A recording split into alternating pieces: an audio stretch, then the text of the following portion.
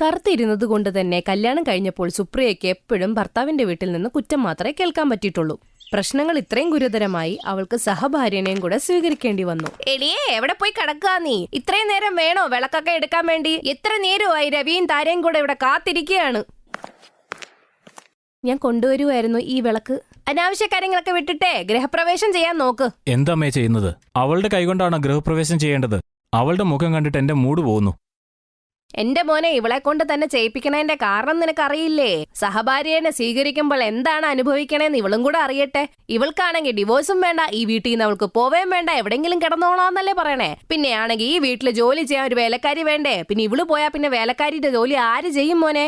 സുപ്രിയ അവിടെ താരയുടെയും രവിയുടെയും ആരതി എടുത്തിട്ട് ഗൃഹപ്രവേശം ചെയ്യിപ്പിക്കുന്നു. സുപ്രിയയ്ക്ക് അവിടെ ആ വീട്ടിൽ ഒരു വേലക്കാരിയുടെ സ്ഥാനം മാത്രമായിരുന്നു. അവളോട് എല്ലാവരും അങ്ങനെ തന്നെയാണ് പെരുമാറിയിട്ടുള്ളത്. അവളെല്ലാം സഹിച്ചു നിന്നു ആ വീട്ടിൽ. അമ്മേ, ഞാനും രവിയും കൂടെ ഇന്ന് വൈകുന്നേരം സിനിമ കാണാൻ പോകുന്നുണ്ട്. പക്ഷെ എനിക്കാണെങ്കിൽ കുറെ തുണി കഴുവാനുണ്ട്. ഒരു ലോഡായി ഇപ്പം. അയ്യോ മോളെ, നീ എന്തിനാ വിഷമിക്കണത്? നീ സമാധാനത്തോടെ പോയി സിനിമ കാണ്. സുപ്രിയ ആ തുണിയൊക്കെ ഒന്ന് കഴുകിയിട്ടോളും. ഞാൻ ഇപ്പൊ തന്നെ അവളെ വിളിക്കാം. സുപ്രിയ, ഓ സുപ്രിയ. എന്താ അമ്മേ? താരമോളുടെ കുറച്ച് തുണികളൊക്കെ കഴുകാനുണ്ട്. നീ അതൊക്കെ ഒന്ന് കഴുകി താരമോളുടെ മുറി വെച്ചേക്കണം. അവര് രണ്ടുപേരും കൂടെ സിനിമ കാണാൻ പോവാ വൈകുന്നേരം. താരയുടെ എല്ലാ ജോലിയും ഇനി നീയാണ് ചെയ്യേണ്ടത്. വേറെ എന്തെങ്കിലും പണിയുണ്ടോ താരമോളെ? എന്തെങ്കിലും ഉണ്ടെങ്കിൽ പറഞ്ഞോ, അതും കൂടെ ഇവള് ചെയ്തോളും. ഇല്ല അമ്മ, വേറെ ഒന്നുമില്ല, ഇതൊക്കെ തന്നെയുള്ളൂ. ഞാൻ എന്തായാലും റെഡി ആവട്ടെ. ഇപ്പൊ തന്നെ രവി വരാറായി. അമ്മ പറയൂ, ഞാൻ ഇതിൽ ഏത് സാരിയാണ് ഉടുക്കേണ്ടത്? എന്റെ മോളെ, ഇതിലേത് നിറം ഇട്ടാലും നിനക്ക് നല്ല ഭംഗിയായിരിക്കും. കാരണം നീ നല്ല വെളുത്ത് തുടുത്തൊക്കെ അല്ലേ ഇരിക്കണത്. സുപ്രിയ, നീ പറയൂ, ഞാൻ ഇതിൽ ഏത് സാരിയാണ് ഉടുക്കേണ്ടത്? മോളെ, നീ എന്ത് വർത്തമാനമാണ് ഈ പറയുന്നത്? ഇവളെന്താ നിന്നോട് പറയേണ്ടത്? ഇവൾക്ക് എന്തറിവുണ്ടായിട്ടാണ് ഇവള് നിനക്ക് പറഞ്ഞു തരുന്നത്? ഇവള് ഏത് സാരി ഉടുത്താലും ഏത് നിറം ഇട്ടാലും ഇവൾക്ക് ഭംഗിയൊന്നുമില്ല. പിന്നെ ഇവളെന്താന്നാ മറ്റുള്ളവരുടെ കാര്യത്തിൽ ഇടപെടണത്? ഈ വീട്ടിൽ വന്ന് കയറിയപ്പോ തൊട്ടേ പ്രശ്നമായിരുന്നു. ഒരു ശാപമാണ് ഞങ്ങൾക്കിപ്പോ. ഇതെല്ലാം കേട്ടുനിന്ന് അപമാനിതയായ സുപ്രിയ അവിടെ നിന്ന് പോയി. അവൾ അവളുടെ ജോലി ചെയ്യാൻ തുടങ്ങി. താര വന്നതിന് ശേഷം രവിയും ഒരുപാട് മാറിപ്പോയി. അവനും സുപ്രിയയെ കുറെ കുറ്റപ്പെടുത്താൻ തുടങ്ങി. ഒരു ദിവസം സുപ്രിയ മാർക്കറ്റിലൊക്കെ പോയി നേരെ അവൾ അവളുടെ അമ്മയുടെ അടുത്തോട്ട് പോയി. അവിടെ ചെന്നപ്പോ അവളുടെ കരച്ചിൽ നിൽക്കുന്നതേ ഇല്ല. ഞാൻ ആദ്യമേ നിന്നോട് പറഞ്ഞതല്ലായിരുന്നോ നിന്നോട് രവിയിൽ നിന്ന് ഡിവോഴ്സ് വാങ്ങാനായിട്ട്? അവനാണെങ്കിൽ ഇപ്പൊ വേറെ ഭാര്യയും കൂടിയായി. ഇനിയും നീ അവിടെ നിൽക്കുന്നത് ശരിയല്ല മോളെ. ഞാൻ പറയുകയാണെങ്കിൽ നീ അവിടം വിട്ട് ഇവിടെ വന്ന് താമസിക്കാൻ നോക്ക്. അമ്മേ, അമ്മ ഇത് എന്താണ് ഈ പറയുന്നത്? സ്വന്തം വീട്ടിൽ വന്നിട്ട് അവളെ അപമാനിക്കുകയാണോ? ഇവിടെ നിൽക്കേണ്ട ഒരാവശ്യമില്ല കേട്ടോ. അവിടെ തന്നെ അങ്ങ് നിന്നാ മതി. ഞങ്ങളുടെ പിള്ളേരും പഠിച്ച് വലുതായി വരുമല്ലേ, അവർക്കും പ്രശ്നമാവും ഇത്. നിനക്ക് വിഷമാവില്ലെങ്കിൽ ഞാനൊരു കാര്യം പറയാം. നിന്റെ നിറം ശരിക്കും കറുപ്പല്ലേ? ഒരു വെളുത്ത് തുടുത്തിരിക്കുന്ന ചെറുക്കൻ എങ്ങനെയാണ് കറുത്തൊരാളുടെ കൂടെ ജീവിക്കുന്നത്? അതുകൊണ്ട് തന്നെയാ ഒരു സുന്ദരിയായ പെണ്ണിനെ അങ്ങേര് വിവാഹം ചെയ്തത്. നീ അവിടെ തന്നെ നിന്നാ മതി. അല്ല ചേട്ടത്തി, ഞാനിവിടെ നിൽക്കാൻ വേണ്ടിയൊന്നും വന്നതല്ല. ഞാനിവിടെ അമ്മയെ കാണാൻ വന്നതാ. അമ്മേ, ഞാനെന്നാ പോയിട്ട് വരാം. സുപ്രിയയുടെ ചേട്ടത്തി പറഞ്ഞ കാര്യങ്ങൾ സുപ്രിയയ്ക്ക് നല്ല വിഷമമായി. അവള് തിരിച്ച് കരഞ്ഞുകൊണ്ടാണ് വീട്ടിൽ വന്നത്. കുറച്ചു ദിവസങ്ങൾക്ക് ശേഷം വ്രതം എടുക്കുന്ന ദിവസമാണ് വന്നു ചേരുന്നത്. താര എന്തായാലും വ്രതം എടുക്കുന്നുണ്ട്. കാരണം അവളുടെ ആദ്യത്തെ വ്രതമല്ലേ കല്യാണം കഴിഞ്ഞ്. സുപ്രിയ ആണെങ്കിൽ എല്ലാ വർഷവും വ്രതം എടുക്കും രവിക്ക് വേണ്ടി. അതുകൊണ്ട് അവൾ ആഗ്രഹിച്ചു ഈ വർഷവും കൂടെ രവിക്ക് വേണ്ടി എടുക്കാമെന്ന്. അങ്ങനെ സുപ്രിയയും വ്രതം എടുക്കുന്നുണ്ട്. പക്ഷെ രവിയും അമ്മയും എപ്പോഴും താരയെക്കുറിച്ചാണ് പ്രശംസിച്ചുകൊണ്ടിരുന്നത്. താരമോളെ, നീ രാവിലെ തൊട്ട് വിശന്നിരിക്കുകയല്ലേ? കുറച്ച് കഴിയുമ്പോ ചന്ദ്രൻ വരൂട്ടോ. വന്നു കഴിയുമ്പോ രവീനെ നോക്കി രവിയുടെ കൈ കൊണ്ട് വെള്ളമൊക്കെ കുടിച്ച് വ്രതമൊക്കെ തുറന്നിരിക്കണേ. അതെ അമ്മ, ഞാൻ രവിയുടെ ആയുസിന് വേണ്ടിയാണ് വ്രതം എടുത്ത് വെച്ചേക്കുന്നത്. അതുകൊണ്ട് തന്നെ എനിക്ക് വിശപ്പെന്തെന്ന് അറിയുന്നില്ല. നന്നായി വരും മോളെ, നന്നായി വരും. ഇതുപോലെ ഒരു മോളെയായിരുന്നു എനിക്ക് ആവശ്യം ഉണ്ടായിരുന്നത് എന്റെ രവിക്ക് വേണ്ടി. നീ നല്ല ഒരു ഭാര്യയാണ്, നല്ല ഒരു മരുമോളുമാണ് ഈ വീട്ടിൽ. എന്തായാലും അമ്മ, ഞാൻ എല്ലാ ആഹാരവും ഉണ്ടാക്കി വെച്ചിട്ടുണ്ട്. ഞാനിനി കുറച്ചു നേരത്തേക്ക് അമ്പലത്തിലൊന്ന് പോയിട്ട് വരട്ടെ. ആഹാരമൊക്കെ ഉണ്ടാക്കി കഴിഞ്ഞെങ്കിലേ ഇവിടെ നിന്റെ ആവശ്യം ഇല്ല. പിന്നെ രവിയാണെങ്കിൽ താരയ്ക്ക് മാത്രമേ ഇന്ന് വ്രതം തുറന്നു കൊടുക്കുകയുള്ളൂ. നിന്റെ വ്രതം മുറിക്കണമെങ്കിൽ നീ തന്നെ വെള്ളം കുടിച്ച് വ്രതം മുറിച്ചോണം. നിന്റെ ഈ വ്രതത്തിന് ഒരു വിലയില്ല ഇവിടെ. ഈ വ്രതം നിന്റെ ഇഷ്ടപ്രകാരം നീ വെച്ചതല്ലേ. ഒരു കാര്യം പറയാം, രവിക്ക് ഇപ്പൊ ഭാര്യ എന്ന് പറയുന്നത് താര തന്നെയാണ്. എനിക്ക് മരുമോൾ എന്ന് പറയുന്നതും താരയാണ്. അമ്മേ, ഞാനിപ്പോ വരാം കേട്ടോ. സുപ്രിയ കരഞ്ഞുകൊണ്ട് വീടിന്റെ പുറത്തിറങ്ങാൻ പോയപ്പോഴത്തേക്കും താര വന്ന് അവളുടെ വഴി മുടക്കി. അമ്മ പറഞ്ഞത് എന്തായാലും നീ കേട്ട് കാണും. ഇനി ഞാൻ പറയുന്നതും കൂടെ നീ കേട്ടോളൂ കേട്ടോ. കുറച്ചു ദിവസം കഴിയുമ്പോഴേ ഈ വീട്ടിൽ നിന്ന് ഞാൻ നിന്നെ അടിച്ചിറക്കിയില്ലെങ്കിൽ എന്റെ പേരും താര എന്നല്ല. പോ, എവിടെ വേണമെങ്കിലും പോ. എനിക്കാണെങ്കിൽ നല്ല വിശപ്പുണ്ട്. ഞാൻ അടുക്കളയിൽ പോയിട്ട് ആഹാരം തിന്നാൻ പോവാ. പിന്നെ അമ്മേനൊന്നും അറിയിച്ചേക്കരുത് ഞാൻ ആഹാരം കഴിക്കുന്ന കാര്യം. നീ എങ്ങാനും അറിയിച്ചാൽ നിന്നെ ഞാൻ ശരിയാക്കി തരും. സുപ്രിയയ്ക്ക് അറിയായിരുന്നു താര വെറും കള്ളവ്രതമാണ് വെച്ചിരുന്നതെന്ന്. സുപ്രിയ അമ്പലത്തിലോട്ട് പോയി. കാരണം അവളുടെ മനസ്സ് ശരിയല്ലായിരുന്നു. അമ്പലത്തിൽ പൂജ നടക്കുമായിരുന്നു. അതുകൊണ്ട് അവൾ അവിടെ തന്നെ ഇരുന്നു. അപ്പോഴേക്കും അവിടെ ഒരു ചെറുക്കൻ സുപ്രിയയുടെ അടുത്ത് വരുമായിരുന്നു. സുപ്രിയ ചേച്ചി, രവിച്ചേട്ടൻ കോണിപ്പടിയിൽ വീണു. അദ്ദേഹത്തിന് നല്ല പരിക്കുണ്ട്. എന്താ, പടിയിൽ നിന്ന് വീണെന്നോ? എന്റെ ഭഗവതി, എന്റെ ഭർത്താവിനെ കാത്തുരക്ഷിക്കണേ. എനിക്ക് സുമംഗലിയായിട്ടിരിക്കാൻ പറ്റണേ ദേവി. സുപ്രിയ ഓടി വീട്ടിലോട്ട് പോവുകയായിരുന്നു. രവിനെ ഹോസ്പിറ്റലിൽ എത്തിച്ചെങ്കിലും അവൻ പൂർണ്ണമായിട്ടും വികലാംഗനായിട്ട് മാറിയിരുന്നു. ഈ കാര്യം താരയ്ക്ക് മനസ്സിലായപ്പോഴത്തേക്കും താര രവിയിൽ നിന്നും മാറി നിൽക്കാൻ തുടങ്ങി. പിന്നീട് ഒരു ദിവസം, താരമോളെ, നീ എങ്ങോട്ടാണ് ഈ പോകുന്നത്? നിന്റെ കയ്യിലെന്താ ഈ ബാഗുകൾ, സൂട്ട് കേസും ഒക്കെ? ഞാൻ ഈ വീട് വിട്ട് പോവുകയാണ്. എന്റെ വീട്ടിലോട്ടാണ് പോകുന്നത്. എനിക്കൊരു വികലാംഗന്റെ കൂടെ എന്റെ മുഴുവൻ ജീവിതം നഷ്ടപ്പെടുത്താൻ കഴിയില്ല. ഞാനേ ചെറുപ്പക്കാരിയാണ്, സുന്ദരിയാണ്. എനിക്ക് എത്ര ആണുങ്ങളെ കിട്ടും കല്യാണം കഴിക്കാൻ. എനിക്ക് വികലാംഗന്റെ കൂടെ ജീവിക്കേണ്ട ആവശ്യമൊന്നുമില്ല. അതുകൊണ്ട് തന്നെ ഞാൻ ഈ ബന്ധം മുറിക്കുകയാണ്. ഞാൻ പോവുകയാണ്. താര, ഞാൻ നിന്നെ കല്യാണം കഴിക്കാൻ വേണ്ടി ഒരുപാട് കാത്തിരുന്നു. പക്ഷേ എന്റെ പത്നിയായതിനു ശേഷം എന്റെ ഈ വിഷമകരമായ ഘട്ടത്തിൽ നീ എന്നെ വിട്ടു പോവുകയാണോ? താര, നീ രവിനെ സ്നേഹിക്കുന്നില്ലേ? അമ്മ, സ്നേഹമൊക്കെ നടക്കുന്ന ആൾക്കാരോട് തോന്നുന്നതാ, അല്ലാണ്ട് വികലാംഗന്മാരുടെ അടുത്തല്ല തോന്നുന്നത്. പിന്നെ ഞാൻ ഇവിടുന്ന് എന്തായാലും പോവുകയാണ്. ഡിവോഴ്സിന്റെ പേപ്പേഴ്സ് ഞാൻ അയച്ചേക്കാം. താര ഈ പ്രശ്നങ്ങളൊക്കെ കണ്ട് ഇറങ്ങുകയാണ് വീട്ടിൽ നിന്നു. സുപ്രിയ ആണെങ്കിൽ ഒരു ഭാര്യ അവളുടെ കടമകളൊക്കെ ചെയ്തുകൊണ്ടിരുന്നു. രാവിലെ തൊട്ട് രാത്രി വരെ രവിയുടെ കാര്യങ്ങൾ അവൾ നോക്കി നടത്തി. രവിയും രവിയുടെ അമ്മയ്ക്കും നല്ല കുറ്റബോധം തോന്നി. സുപ്രിയനെ എപ്പോഴും അവർ അഭിമാനിച്ചുകൊണ്ടേ ഇരുന്നിട്ടുള്ളൂ. എന്തിന്, രവി പോലും 2ാം വിവാഹം വരെ കഴിച്ചു. എന്നിട്ടും അവൾ എന്തോരം സ്നേഹമാണ് കൊടുക്കുന്നത്. സുപ്രിയ കഷ്ടപ്പെട്ടതിന് ഫലമുണ്ടായി. രവി ഓരോ ദിവസം കഴിഞ്ഞപ്പോൾ ശരിയാവാൻ തുടങ്ങി. രവി ശരിയായ കാര്യം താര അറിഞ്ഞപ്പോൾ അവൾ തിരിച്ചു വന്നു. ഐ ആം സോറി രവി, എന്നോട് ക്ഷമിക്കുമോന്ന്? ഞാൻ പേടിച്ചു പോയിട്ടല്ലേ. ഇപ്പതാ ഞാൻ തിരിച്ചു വന്നില്ലേ. ഇനി രവി നന്നായിക്കോളും കേട്ടോ. നീ പറഞ്ഞത് ശരിയാ താര. എന്റെ അസുഖം പെട്ടെന്ന് മാറും. പക്ഷെ അത് നീ കാരണമല്ല, എന്റെ ഭാര്യ സുപ്രിയ കാരണം. എന്റെ വീട്ടിൽ നിന്നിറങ്ങിപ്പോ. ഇന്നു മുതൽ എന്റെ കൺമുമ്പിൽ കാണരുത്. ഞാൻ ഡിവോഴ്സ് പേപ്പർ ഒപ്പിട്ട് നിനക്ക് അയച്ചു തരാം.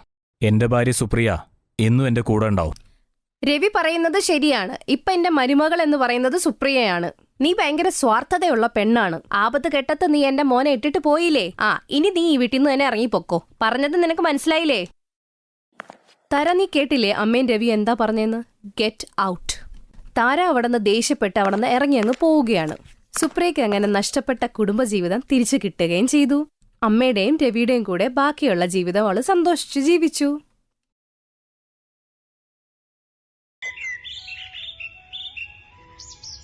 ആർത്തിക്ക് പണ്ടുതൊട്ടേ ഒന്നും കിട്ടിയിട്ടില്ല. അവൾക്കാരുടെ സ്നേഹമോ കളിപ്പാട്ടോ ഒന്നും കിട്ടിയിട്ടില്ല. കറുപ്പായിരുന്നു കാരണം. അപ്പുറത്ത് ആർത്തിയുടെ സഹോദരി പായൽ നല്ല വെളുത്തിട്ടായിരുന്നു. അവൾ ആഗ്രഹിച്ചതെല്ലാം കിട്ടുകയും അവളുടെ അച്ഛനും അമ്മയും സ്നേഹിക്കുകയും ചെയ്തു. 2 സഹോദരികളുടെ കല്യാണമായി. പായലിന് 1 ലക്ഷത്തിന്റെ ലഹങ്കയാണ്. ആർത്തിക്ക് ഒന്നുമേ ഇല്ല. ആർത്തി ഇങ്ങനെ ഇരുന്നുകൊണ്ട് ആലോചിച്ചുകൊണ്ടിരുന്നു. എന്റെ അടുത്താണേ ഒന്നുമേ ഇല്ല. കല്യാണത്തിന് ലഹങ്കയുമില്ല. മണ്ഡപത്തിലോട്ട് എന്തിട്ടിട്ട് പോകും ഞാൻ? ആർത്തിയുടെ അടുത്തൊരു ലഹങ്ക പോയിട്ടൊരു സാരി പോലും ഇല്ലായിരുന്നു. കുഞ്ഞിപ്പുഴത്തെ തൊട്ടേ ഇത് തന്നെയാ സംഭവിക്കുന്നത്. ആർത്തിയുടെ അമ്മ അവളുടെ ജനനത്തോടെ മരിച്ചുപോയിരുന്നു.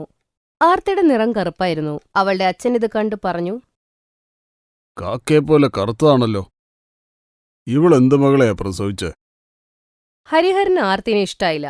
അവന് കറുത്ത മകളെ ഇഷ്ടമല്ലാത്തോണ്ട് ഒരാഴ്ച തന്നെ അവൻ വേറൊരു വിവാഹം ചെയ്തു. ആർത്തിയുടെ 2ാനമ്മ സ്വാതിയായിരുന്നു. അവർ 1 വർഷത്തിനുള്ളിൽ ഒരു വെളുത്ത കുഞ്ഞിന് ജന്മം നൽകി. ഹരിഹരുടെ സന്തോഷത്തിന് അതിരുകളില്ല. സന്തോഷമായി. ഇത് വെളുത്ത കുട്ടിയാ. കറുത്ത കുട്ടികളെ എനിക്കിഷ്ടമല്ല. ഹരിഹർ മോളുടെ പേര് പായൽ എന്ന് വെച്ച് അച്ഛനും അമ്മയുടെ സ്നേഹം കുട്ടിക്ക് കിട്ടി. ആർത്തിക്ക് കിട്ടിയത് വെറും വെറുപ്പ് മാത്രം.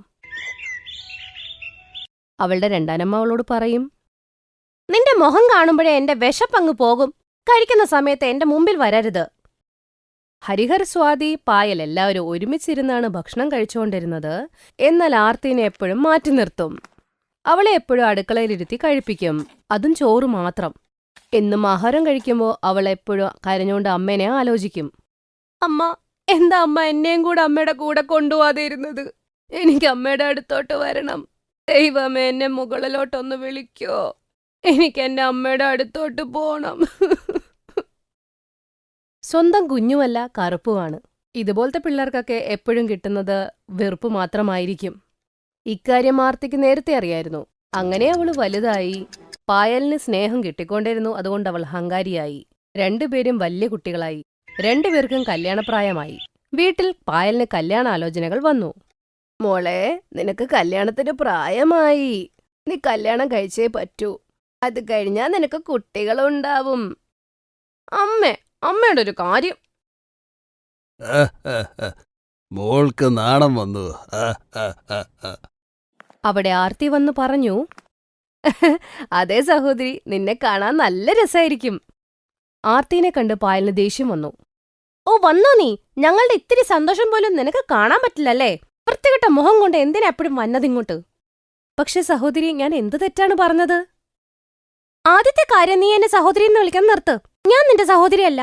നീ ഈ വീട്ടിലെ വേലക്കാരിയാ. ഞാൻ വേലക്കാരിയുടെ സഹോദരിയല്ല. ചെല്ലി ഇവിടുന്ന് പോയി ആഹാരം ഉണ്ടാക്കിക്കേ. ഭക്ഷണത്തിന്റെ കാര്യം ഇപ്പോഴാ ഓർത്ത്. ഇന്ന് പായലിനെ കാണാൻ ചെറുക്കന്റെ കൂട്ടര് വരുന്നുണ്ട്. ആർത്തി, അവർക്ക് കഴിക്കാൻ ഭക്ഷണം ഉണ്ടാക്കണം കേട്ടോ. ശരിയച്ചാ. ആർത്തി അവിടുന്ന് പോയി. അടുത്ത ദിവസം പായലിനെ കാണാൻ ചെറുക്കൻ കൂട്ടര് വന്നു. ചെറുക്കന്റെ പേര് ആലോക് എന്ന്. ആലോക് അവന്റെ അമ്മയുടെ കൂടെ വന്നു. കൂടെ അവരുടെ വേലക്കാരനും വന്നിരുന്നു. വന്ന ഉടനെ ആലോകിന്റെ അമ്മ ജാനകി ചിരിച്ചോണ്ട് പറഞ്ഞു, അത് ഹരിഹർജി, ഞങ്ങളുടെ കൂടെ വേലക്കാരനും വന്നിട്ടുണ്ട്. അത് നിങ്ങൾക്ക് ബുദ്ധിമുട്ടാവില്ലല്ലോ. അത് പിന്നെ ഞങ്ങൾക്ക് അവനില്ലാതെ ഒരു കാര്യവും നടക്കത്തില്ലാതാ. അതിനൊന്നും കുഴപ്പമില്ല. വരൂ, അകത്തേക്ക് വരൂ. രഘുവിന്റെ കൂടെ ജാനകിയും ആലോകും വന്നു. രഘുവും ചെറുപ്പം തൊട്ടേ അവരുടെ കൂടെ തന്നെയായിരുന്നു. ജാനകിയും ആലോകും സോഫയിലിരുന്നു. രത്ന പായലിനെയും കൊണ്ട് അവിടേക്ക് വന്നു. പായലിനെ എനിക്ക് ഇഷ്ടപ്പെട്ടു. അത് കൊള്ളാലോ മോനെ. ഒറ്റ നോട്ടത്തിൽ നിനക്ക് അവളെ ഇഷ്ടപ്പെട്ടോ? അവരവിടെ ഇരുന്ന് സംസാരിച്ചുകൊണ്ടേയിരുന്നു. അങ്ങനെ ആർത്തി ആഹാരം കൊണ്ട് വന്നു. ഇതെടുക്കോ, നിങ്ങൾക്ക് വേണ്ടി ആഹാരം കൊണ്ടെന്നാ. കഴിച്ചോളൂ, ഇല്ലെങ്കിൽ തണുത്തുപോവും. ഹരിഹർജി, ഇതാരാണ്? ഇത് ഞങ്ങളുടെ വീട്ടിലെ ജോലിക്കാരിയാ. അങ്ങനെയാണോ? പായൽ മോളെ, നിനക്ക് ആഹാരമൊക്കെ ഉണ്ടാക്കാൻ അറിയാലോ? പായലിന് ആഹാരം ഉണ്ടാക്കാൻ അറിയില്ലാത്തതുകൊണ്ട് തന്നെ മിണ്ടിയില്ലവൾ. ജാനകി ആലോക്കും ആർത്തി ഉണ്ടാക്കിയ ആഹാരം കഴിക്കുകയും ചെയ്തു. അവർക്കത് ഒരുപാട് ഇഷ്ടമായി. വാ, ആഹാരം നല്ല രുചിയായിരുന്നു. പക്ഷെ ഹരിഹർജി, ഇത് നിങ്ങളുടെ വേലക്കാരിയല്ലേ ഉണ്ടാക്കിയത്? എനിക്ക് നിങ്ങളുടെ മകൾ ഉണ്ടാക്കിയ ആഹാരമാണ് കഴിക്കേണ്ടത്. അത് പിന്നെ, ശരിക്കും പറഞ്ഞ എന്റെ മകൾക്ക് ആഹാരമൊന്നും ഉണ്ടാക്കാൻ അറിയില്ല. പിന്നെന്തിനാ കല്യാണം കഴിക്കുന്നത്? കല്യാണം കഴിഞ്ഞ് നമുക്ക് വല്ലതും കഴിക്കണ്ടേ? അപ്പോ ഹരിഹരുടെ തലയിൽ ഒരു ഐഡിയ വന്നു. എങ്കിൽ രഘുവിനെ കൊണ്ട് ആർത്തിയെ കല്യാണം കഴിപ്പിച്ചാലോ? ആർത്തി അപ്പോൾ നിങ്ങളുടെ വീട്ടിലേക്ക് വരുമല്ലോ. അപ്പോൾ അവള് പാചകം ചെയ്തോളും. എല്ലാരും കല്യാണത്തിന് സമ്മതിച്ചു. ആർത്തിയും രഘുവിന്റെ അടുത്ത് അഭിപ്രായം ചോദിച്ചില്ല. ഹരിഹർ ഒരു വെടി കൊണ്ട് 2 പക്ഷികളെ വീഴ്ത്തി. ശ്രീധനമില്ലാണ്ട് ആർത്തിയുടെ കല്യാണം എന്തായാലും നടക്കില്ലായിരുന്നു. പക്ഷെ ഈ ഒരു കാര്യം കൊണ്ട് ഹരിഹറിന് എക്സ്ട്രാ രൂപ ചെലവാക്കേണ്ടി വരത്തേയില്ല. കല്യാണത്തിന്റെ ദിവസങ്ങൾ അടുത്തു തുടങ്ങി. പായൽ 1 ലക്ഷത്തിന്റെ ലെഹങ്ക വാങ്ങി. ആർത്തി പറഞ്ഞു, അച്ഛാ, നിങ്ങൾ എനിക്ക് വേണ്ടി ലെഹങ്കയൊന്നും വാങ്ങിയില്ലേ? നീ ലെഹങ്ക ഇട്ടിട്ട് എന്താ ചെയ്യാൻ പോണേ? വേലക്കാരിക്ക് ലെഹങ്ക ഇടണമെന്ന്. എല്ലാരും ചിരിച്ചുകൊണ്ട് തന്നെ ആർത്തി പറഞ്ഞ കാര്യം തള്ളി. പക്ഷെ ആർത്തിക്കറിയായിരുന്നു, കല്യാണം എന്ന് പറയുന്നത് ജീവിതത്തിൽ ഒരിക്കലേ ഉള്ളൂ. എനിക്കും ലെഹങ്ക വേണം. 1000 രൂപയുടെ ലെഹങ്കയാണേലും മതി. നിനക്ക് വേണ്ടിയോ? ഒരു പൈസ ഞാൻ ചെലവാക്കില്ല. ശല്യമാകുന്നു ഇവളെ കൊണ്ട്. നീ ശരിക്കും ആഫ്രിക്കയുടെ ജംഗലിൽ ഉണ്ടാവുന്നതായിരുന്നു. അങ്ങനെ കല്യാണത്തിന്റെ ദിവസമായി. പായൽ ലെഹങ്കയൊക്കെ ഇട്ട് തയ്യാറായി. പക്ഷെ ആർത്തിയുടെ കയ്യിൽ ഒന്നുമേ ഉണ്ടായിരുന്നില്ല. അവൾ അമ്മയുടെ ഫോട്ടോയുടെ മുമ്പിലിരുന്ന് കരയാനും തുടങ്ങി. അമ്മ, ഇങ്ങനെയാണോ എന്റെ കല്യാണം നടക്കാൻ പോണേ? നല്ല ലെഹങ്കയില്ല, ഉടുപ്പുമില്ല. എന്നെ എന്തിനാ ഇവിടെ ഇട്ടിട്ട് പോയതമ്മ? ഉത്തരം താ അമ്മ, ഉത്തരം താ. അപ്പൊ പെട്ടെന്ന് ആർത്തിക്ക് അവളുടെ അമ്മയുടെ ശബ്ദം കേൾക്കാൻ പറ്റി. ആകാശവാണി കേൾക്കുന്ന പോലെ. മോളെ, ഞാൻ നിന്റെ അമ്മയാണ്. നിന്നെക്കുറിച്ച് എനിക്ക് ആലോചിച്ചേ പറ്റുള്ളൂ. കട്ടിലിന്റെ അടിയിലൊരു ട്രങ്കുണ്ട്. അതിന്റെ അകത്ത് എന്റെ കല്യാണ ജോഡിയുണ്ട്. അതിനെ എടുത്ത നീ ഇട്. അമ്മ ഇതെവിടെയമ്മ? നിന്റെ മനസ്സിലുണ്ട് മോളെ. ഇനി പെട്ടെന്ന് ലെഹങ്ക ഇടങ്ങോട്ട്. ആർത്തി കട്ടിലിന്റെ അടിയിൽ നിന്ന് ട്രങ്ക് എടുത്ത് അതിന്റെ അകത്തുണ്ടായിരുന്ന ലെഹങ്ക അങ്ങ് അണിഞ്ഞു. അതണിഞ്ഞപ്പോഴേക്കും അത്ഭുതം സംഭവിച്ചു. ആർത്തി കറുപ്പിൽ നിന്നും വെളുത്തതായി. അവൾ അത്രയും സുന്ദരിയായി. അവൾ കണ്ണാടി ചെന്ന് നോക്കിയപ്പോ അവളുടെ തന്നെ കിളി പറന്നു. എന്താ, എനിക്ക് ഇത്രയും ഭംഗിയോ? പക്ഷെ എങ്ങനെ? ഇതമ്മയുടെ സ്നേഹമാണ് മോളെ. ഇനിപ്പോ കല്യാണമണ്ഡപത്തിൽ പോയിരിക്കെ. കല്യാണമണ്ഡപത്തിൽ ആലോക് നിൽക്കുകയായിരുന്നു. അടുത്ത് രഘുവും ഉണ്ടായിരുന്നു. പായൽ കല്യാണമണ്ഡപത്തിൽ വന്നപ്പോഴേക്കും ആർത്തിയും വന്നു. ആർത്തിയെ കണ്ടപ്പോ എല്ലാവരും കിളിപോയി. എന്താ, ആർത്തി ഇത്രയും വെളുത്തതെങ്ങനെയാ? ഈ വേലക്കാരി എങ്ങനെ ഇത്ര സുന്ദരിയായത്? ഇവള് പായലിനേക്കാളും സുന്ദരിയാണല്ലോ. ആർത്തി രഘുവിന്റെ കൈ പിടിച്ചപ്പോഴേക്കും സുന്ദരനും നല്ല പൊക്കമുള്ള ഒരു ആൺകുട്ടിയായി. അവൻ പറഞ്ഞു, യജമാനെ എന്താ പറ്റിയെന്ന് എനിക്കറിയില്ല.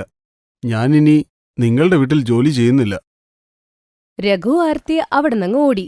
അവരവിടുന്ന് പോയി വേറൊരു അമ്പലത്തിൽ പോയി വിവാഹം ചെയ്തു. ഇവിടെ ജാനകി ആലോകിനും ആർത്തി അവരുടെ വേലക്കാരിയല്ല മകളാണെന്നറിഞ്ഞപ്പോ അവരാ കല്യാണത്തിൽ നിന്നും പിന്മാറി. പായൽ തകർന്നുപോയി. അമ്മയുടെ അനുഗ്രഹത്താൽ ആരത്തിയും രഘുവും വേറൊരു നാട്ടിൽ പോയി ജീവിക്കാൻ തുടങ്ങി. അവര് രണ്ടുപേരും ലെഹങ്കയുണ്ടാക്കി വിൽക്കാൻ തുടങ്ങി. അങ്ങനെ രണ്ടുപേരും നല്ലൊരു ജീവിതം നയിച്ചു. പായലിനെ കല്യാണം കഴിച്ചില്ല ആരും. 1,00,000 ലെഹങ്കയും ഇട്ടുകൊണ്ട് അവളുടെ ജീവിതം ഒറ്റപ്പെട്ടു. Thanks for watching.